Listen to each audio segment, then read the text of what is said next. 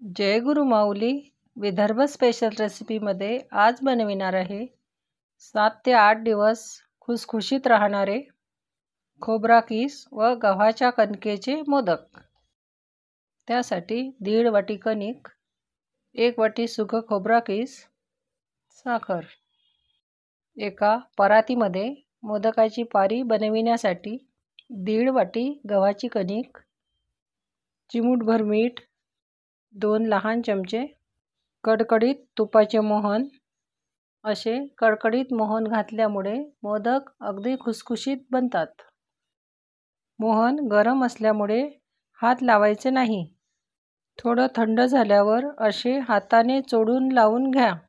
कणकेला मोहन व्यवस्थित लावून घेतल्यामुळे पारी खुसखुशीत होते।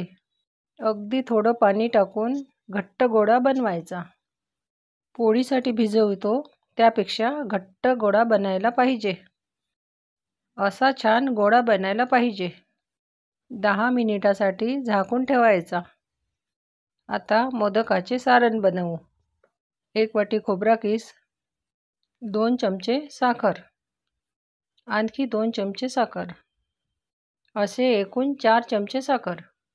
1 वाटी खोबरा कीसला हे 4 चमचे साखर। आता मोदक बनवायचे। भिजवलेल्या कणकेला थोडं मळून घ्यायचं। गोळा जास्तच घट्ट झाला असेल तर थोडा पाण्याचा हात लावून कणकेचा गोळा मळून घ्यायचा। असा बनायला पाहिजे।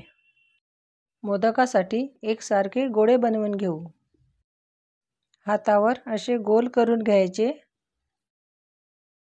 पारीसाठी एक गोळा घेऊन राहिलेले असे झाकून ठेवायचे। मोदकाची पारी अशी लाटून घ्यावी। पारी पातळच लाटा, खूप जाड नको अशी। त्यामध्ये खोबरा कीस, साखरचे सारण भरून अशा छान पाकळ्या करून घ्यायच्या। मोदक व्यवस्थित बंद करताना हा असा कणकेचा गोळा काढून मोदक बंद करून घ्यावा। चमच्याने अशा पाकळ्या करून घ्यायच्या।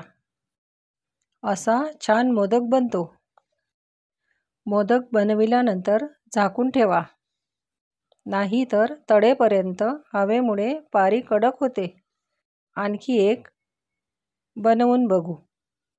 पारीमध्ये बसेल इतकेच सारण भरायचे। मोदक व्यवस्थित बंद करायचा, नाही तर तळताना सारण बाहेर येते। अशा पाकळ्या करून घ्या। असे छान मोदक तयार होतात। अशा पद्धतीने राहिलेले मोदक बनवून घेतले।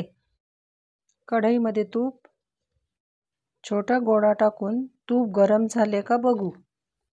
तूप गरम झाल्यावर हळूवार मोदक तुपात सोडायचे।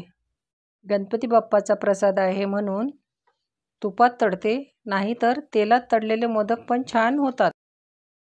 मोदक तळताना तूप कडकडीत गरम करायचे नाही, नाही तर वरून मोदक होतील, आतमध्ये होणार नाही। कमी फ्लेमवर तळायचे। 1 मिनिटानंतर हळूवार असे चमच्याने पलटून घ्या। गणपती बाप्पाचे आवडीचे मोदक लो फ्लेमवर तळले तरच मोदक खुसखुशीत बनतील। चमच्याने असे फिरवत राहा, म्हणजे सर्व बाजूने सारख्या रंगाचे तळले जातील। असे छान सोनेरी झाले की काढून घेते। असे मोदक तळले गेले पाहिजे। राहिलेले मोदक तळून घेते। मोदक खुसखुशीत होण्यासाठी कडकडीत मोहन टाकावे। मोदक तळताना तेल किंवा तूप कडकडीत गरम नको। 1 मिनिटानंतर पलटून घ्या। मोदक सारखं पलटत राहा, म्हणजे सर्व बाजूने सोनेरी रंग येईल। असे आपले छान खुसखुशीत सोनेरी मोदक तळून तयार आहे। एक मोदक तोडून बघू। छान खुसखुशीत मोदक बनलेला आहे। 1.5 वाटी कणिक, 1 वाटी खोबरा कीस, 4 चमचे साखर मध्ये 26 मोदक बनले। तळणीचे मोदक बाप्पाच्या नैवेद्याला बनविले, म्हणून सर्वात आधी 21 मोदकाचा नैवेद्य आपल्या गणपती बाप्पाला। आजची माझी रेसिपी आवडली असेलच प्लीज सबस्क्राईब करा, लाईक करा, शेअर करा. पुन्हा भेटू अशीच छान रेसिपी घेऊन.